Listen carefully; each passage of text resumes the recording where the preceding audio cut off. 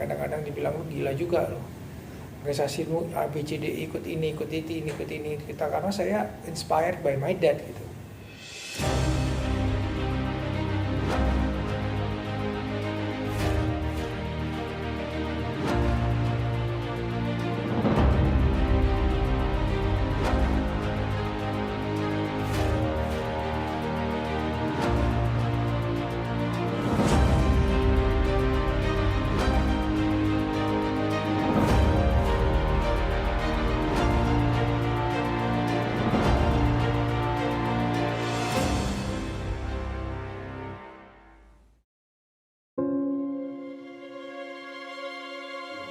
Beliau adalah seorang pekerja yang gigih yang menghasilkan banyak karya.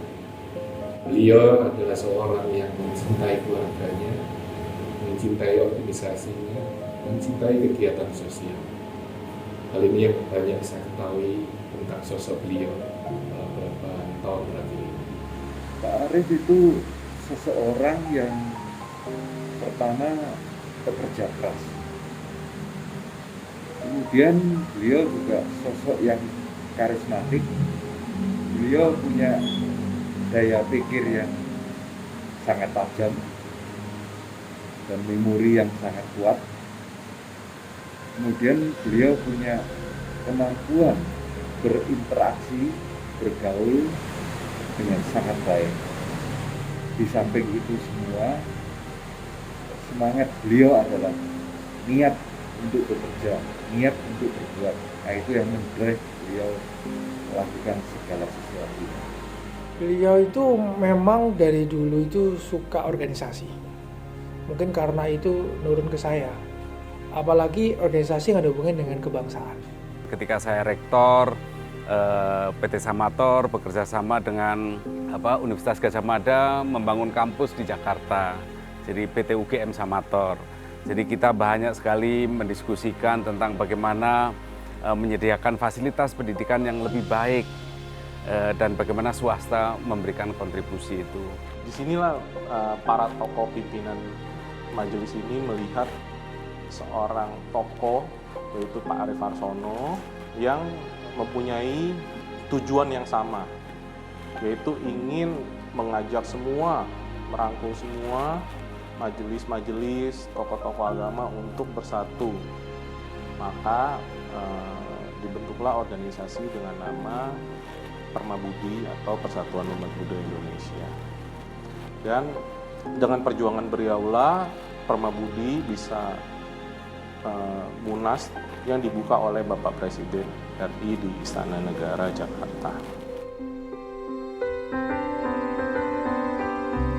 Jadi saya belajar banyak sama beliau, sehingga saya ikut macam-macam organisasi mulai dari Kadin, Apindo. Jadi beliau selalu bilang bahwa organisasi itu penting, gitu. Karena the only thing that you can prove that you can lead people itu adalah through organizations. Karena being leaders, kamu lead. Being a boss, kamu perintah. Tentunya kalau kamu dibayarin, dia akan jalan. Tapi kalau dia nggak bayarin, you have to go with influence. That's how I learn from him. Stylenya beliau, ya beliau itu sangat cepat, sip gitu ya. Jadi terutama kalau kita ke Jakarta gitu, itu bisa satu hari kita bisa punya deal dengan sangat banyak orang. Dan yang luar biasa adalah beliau ini selalu mempunyai stamina, jadi selalu tampil energik sekalipun sampai tengah malam. Ya itu saya kira bukan kejadian kadang-kadang, tapi itu selalu seperti itu selama puluhan tahun. Dan dari sinilah saya mengenal banyak tentang siapakah Pak Arief Warsono itu. Karena dari hubungan ini juga kami lebih intens untuk berdiskusi, untuk bertemu, membawa organisasi Apindo di Jawa Timur ini bisa lebih baik dari sebelum-sebelumnya. Banyak hal yang saya dapatkan dari beliau, terutama bagaimana caranya kita membawa organisasi itu lebih baik. Bahkan bukan hanya di organisasi Apindo aja, bahkan kegiatan-kegiatan sosial lainnya saya diajak oleh beliau, dan ini sangat luar luar biasa pengalaman pribadi, terutama bagaimana kita membawa sebuah kegiatan-kegiatan itu bermakna bagi banyak orang.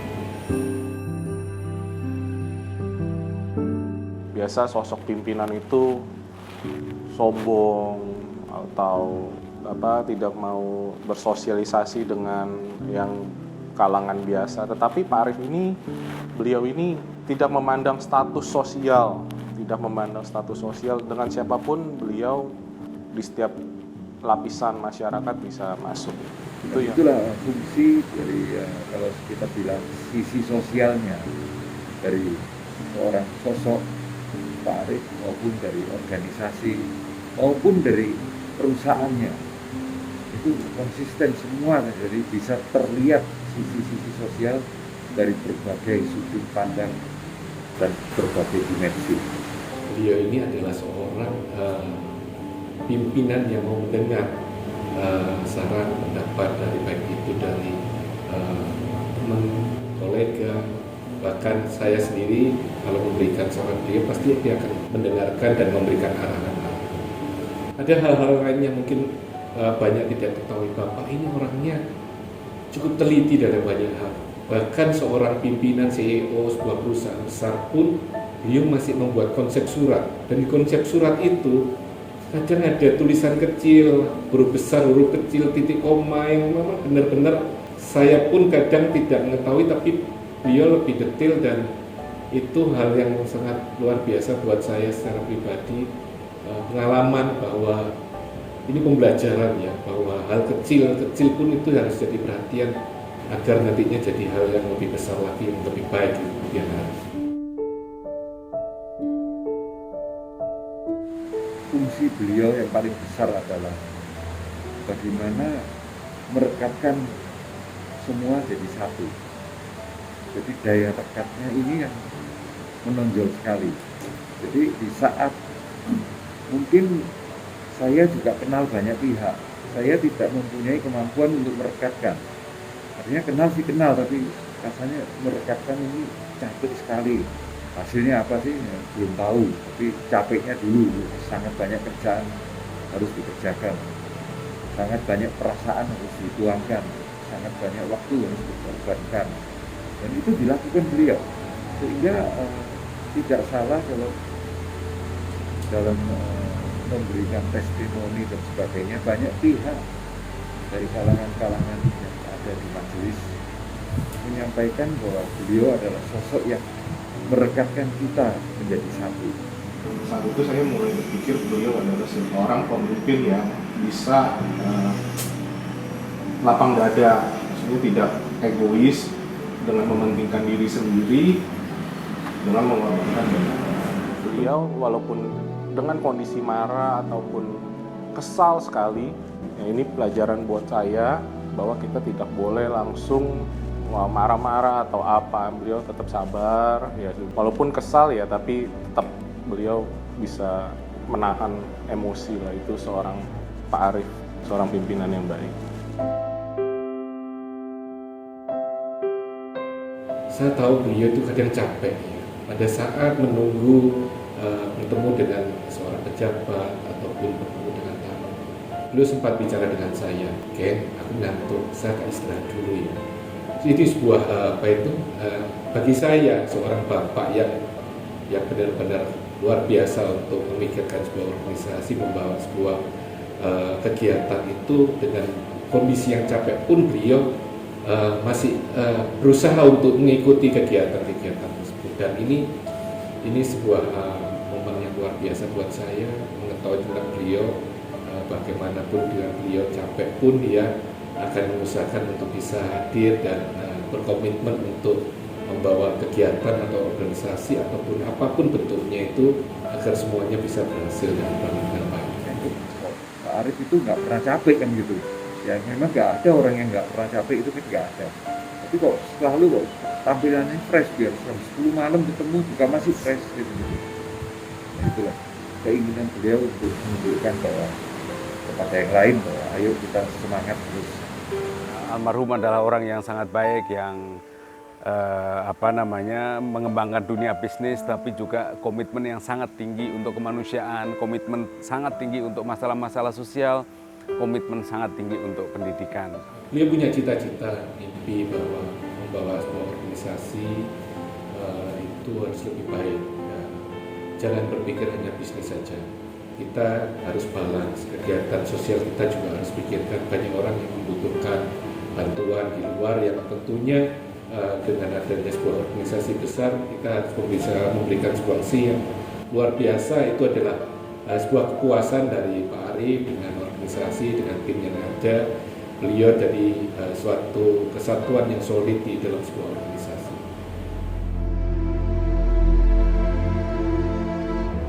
Berapa bulan terakhir, hampir 2 bulan terakhir, beliau lebih banyak menceritakan tentang keluarga, terutama cucu-cucu beliau. Bahkan terakhir beliau ke Jakarta, dia sampaikan pada saya, Ken, aku senang hari ini. Apa ya Pak kemarin sama? Iya, aku ketemu sama cucu-cucuku itu, waduh seneng banget aku mainan sama cucuku. Dan ini momen-momen yang baik buat Pak Arief ya, tentunya dengan keluarga besarnya beliau bisa berkumpul dengan cucu-cucu. Kalau bicara tentang kesukaan beliau, ya ini saya sering kali diajak makan beliau. Makan siang kadang beliau ngomong, ini masakan rumahku kan, kamu harus dicicipi. Itu juga. Kemudian kalau kadang siang meeting, ya, beliau memberikan ini ubi kemudian sama sambal, ini makanan khasku. Kalaupun enggak, ini ada pisang goreng dikasih sambal juga. Ini adalah makanan khas beliau yang buat saya adalah kenangan yang tidak akan masa depan. Dan di saat beliau sakit pun, beliau tetap, walaupun beliau sakit ya beliau tetap memperhatikan orang lain. Itu yang luar biasa sih menurut saya. Jadi beliau masih memperhatikan orang sakit walaupun dirinya sakit.